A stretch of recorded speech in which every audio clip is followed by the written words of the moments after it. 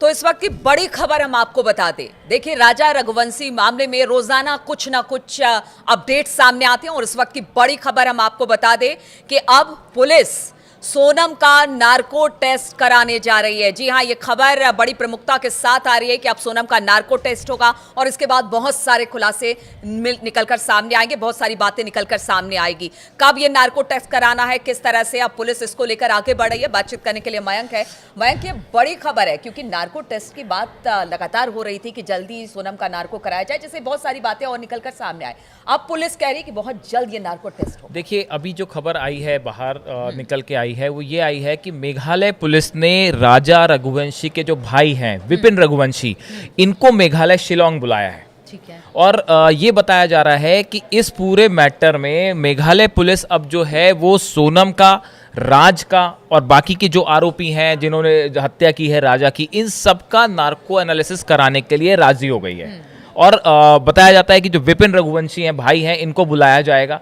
इनसे एक proper application file होगी हाई कोर्ट में कि हम चाहते हैं कि सोनम का नार्को एनालिसिस करवाया जाए। देखिए, 2 दिन पहले हमने खबर बताई थी कि जो विपिन रघुवंशी हैं, राजा के भाई हैं, इन्होंने कहा था कि हम अपने 3 वकील जो हैं वो अपॉइंट करने जा रहे हैं शिलोंग में और दिल्ली में। हम हाई कोर्ट में अपील करेंगे कि सोनम का नार्को एनालिसिस होना चाहिए। शुरू से ये मांग कर रहे थे और इन्होंने कहा था कि फिर जरूरत पड़ेगी तो हम सुप्रीम कोर्ट भी जाएंगे।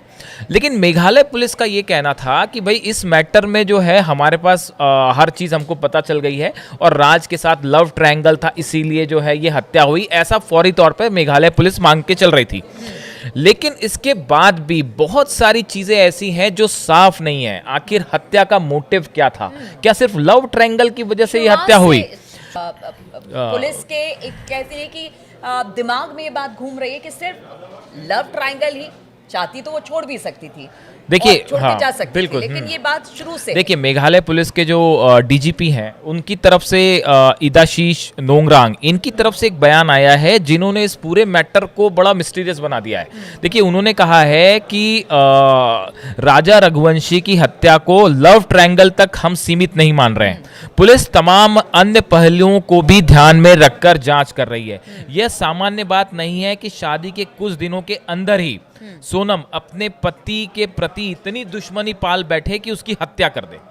इसलिए हम हर एंगल से जांच कर रहे हैं। जो आप कह रहे हो वही बात जो है मेघालय पुलिस के डीजीपी हैं, इनका एक जो बयान आया है, ये कह रहे हैं कि ये बड़ा हैरान करने वाला है कि किसी लड़की की शादी होती है और शादी होने के कुछ ही दिनों के अंदर वो प्लान भी कर लेती है और उसकी इतनी नफरत की हत्या कर देती है। बिल्कुल, क्योंकि शुरुआत में जब डीजीपी की बात की जाए, उन्होंने जो अपना बयान दिया था वो बिल्कुल एग्जैक्ट यही था और अब भी ये बात उन्हें खटक रही है मेघालय पुलिस। मेघालय पुलिस अब देखिए, इस पे क्या है कि एक पुलिस के पास एक अपनी थ्योरी है, उसके हिसाब से सबूत है, उसके हिसाब से सोनम और राज ने अपनी बात कबूल भी कर ली है। लेकिन कोर्ट में कभी भी ये अपने बयान से पलट सकते हैं। जिस तरह से आप देखें कि इनकी जो इन्वेस्टिगेशन में एक बात निकल के आई है कि सोनम ने कई बार अपने बयान बदले पुलिस के सामने, राज ने अपने कई बार बयान बदले। इनकी तरफ से ये कोशिश पहले दिन से होती रही कि कैसे बचा जाए, एक दूसरे पर कभी आरोप लगाए, कभी कुछ बात स्वीकार की, फिर उससे पलट गए। तो लगातार इनकी जो कोशिश है वो खुद को बचाने की है। पुलिस तो ये कहेगी कि भाई हमारे सामने इन्होंने ये बयान दिया है, लेकिन अगर कोर्ट में ये अपने बयान से पलट जाते हैं फिर क्या होगा? नहीं कर पाती। और साथ ही अब इनके परिवार का ये भी कहना है, देखिए इसमें कई एंगल ये भी आ गए हैं। जो राजा का परिवार है उनका तो ये भी कहना है कि सिर्फ सोनम का ही नहीं, सोनम के परिवार के सब सदस्यों का नार्को एनालिसिस होना चाहिए। शुरू से ये आरोप लग रहे हैं कि क्या इसमें सोनम के परिवार के लोग भी शामिल हैं। देखिए, जो गोविंद है, सोनम का भाई जो है, इसको लेके राजा के भाई की तरफ से एक बयान आया है कि सोनम के भाई गोविंद ने कहा था कि मैं आप लोगों के साथ हूं, राजा को न्याय दिलाने की उसने बात कही थी। अगर वो अपनी बात पर टिका रखता है तो हमें कोई तकलीफ नहीं होगी, लेकिन अगर वे लोग पलटते हैं तो ये भी उसी तरह का धोखा होगा जैसे सोनम ने दिया।